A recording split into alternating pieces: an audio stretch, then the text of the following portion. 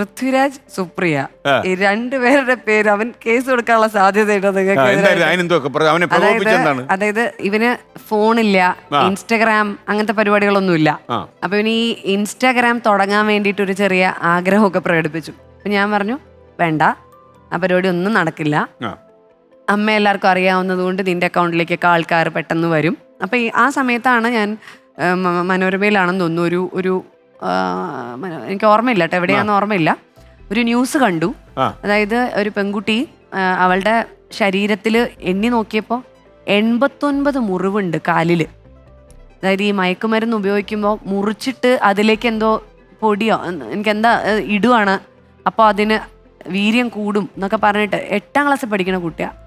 അപ്പോൾ ചോദിക്കുമ്പോൾ ഇവൾക്ക് എങ്ങനെയാണ് ഇതിൽ വന്നതെന്ന് പറയുമ്പോൾ ഇൻസ്റ്റഗ്രാമിൽ കൂടിയാണ് ഇത് പരിചയപ്പെട്ടത്, ഈ കണക്ഷൻ കിട്ടിയത്.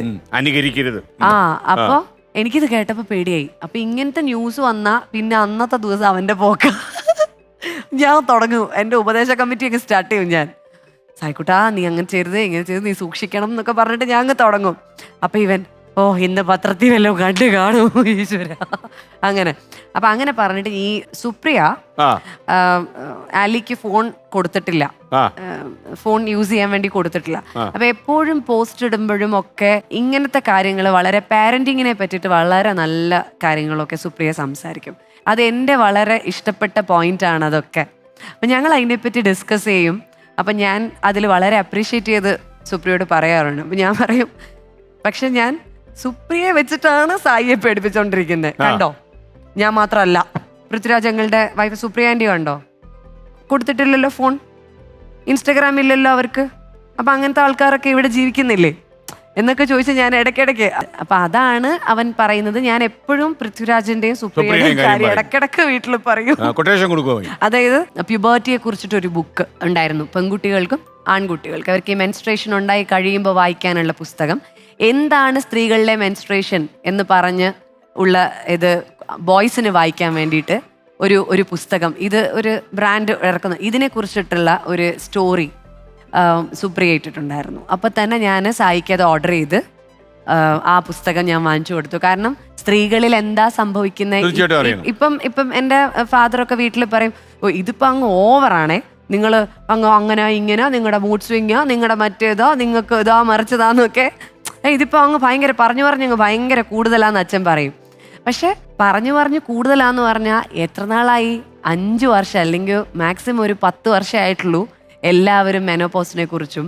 ഞാൻ പോലും മെൻസ്ട്രേഷൻ എന്ന് പറയുന്ന ഒരു വാക്കിനെ ധൈര്യത്തോടു കൂടി സാറിനെ പോലെ ഇത്രയും മുതിർന്ന ഒരാളിന്റെ മുൻപിൽ പറയാനുള്ള ധൈര്യം വന്നതുപോലെ ക്ലാസ്സിലും പഠിപ്പിക്കുന്നില്ലല്ലോ, സ്കൂളിലെങ്ങാനും ചർച്ച ചെയ്യപ്പെട്ട് കഴിഞ്ഞാൽ വീട്ടിൽ ഇരുന്ന് പഠിച്ചാൽ പറയൂ.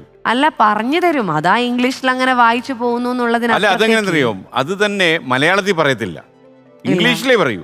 ഇല്ല സാർ, ഇപ്പത്തെ കോമഡിയാണ്, അത് പറയാമോ എന്ന് എനിക്ക് അറിയില്ല. പക്ഷെ എന്നാലും ഞാൻ പറയാണ്, സ്കൂളിൽ പഠിക്കുമ്പോ എനിക്ക് അങ്ങനെ ഒരു ദുരനുഭവം എൻകൗണ്ടർ ചെയ്യേണ്ടി വന്നിട്ടുണ്ട്.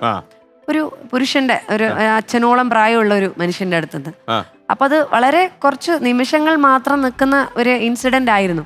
പക്ഷെ ഒരു 7ാം ക്ലാസ്സുകാരി എന്നുള്ള നിലയില് എനിക്ക് വീട്ടിൽ പറയാൻ പേടിയാ. ഞാൻ വീട്ടിൽ പറഞ്ഞ എന്നെ വഴക്ക് പറയുന്ന ഞാൻ വിശ്വസിച്ചിരുന്നത്. ഞാനിത് വീട്ടിൽ പറഞ്ഞാല് എന്നെ അച്ഛനും അമ്മയും വഴക്ക് പറയുന്ന ഞാൻ വിചാരിച്ചത്.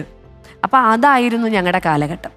ഇപ്പൊ പക്ഷേ നവ്യ ഇങ്ങനെയൊക്കെയുള്ള സംഭവങ്ങളൊക്കെ കുട്ടിയുടെ വീട്ടിൽ പറയും. കാര്യം ഇതൊക്കെ ഒരു യൂഷ്വൽ തിങ് ആയിട്ട് മാറിയിട്ടുണ്ട് ഈ കാലഘട്ടത്തിന്. ഇപ്പൊ അച്ഛൻ പറഞ്ഞില്ലേ, ഇപ്പൊ ഇത് ഭയങ്കര എപ്പോഴും എല്ലാവരും ഇതിനെപ്പറ്റി അങ്ങ് പറഞ്ഞുകൊണ്ടിരിക്കുക, നിങ്ങളുടെ മൂഡ് സ്വിങ്ങിനെ പറ്റി പറഞ്ഞുകൊണ്ടിരിക്കുക എന്ന് പറഞ്ഞു.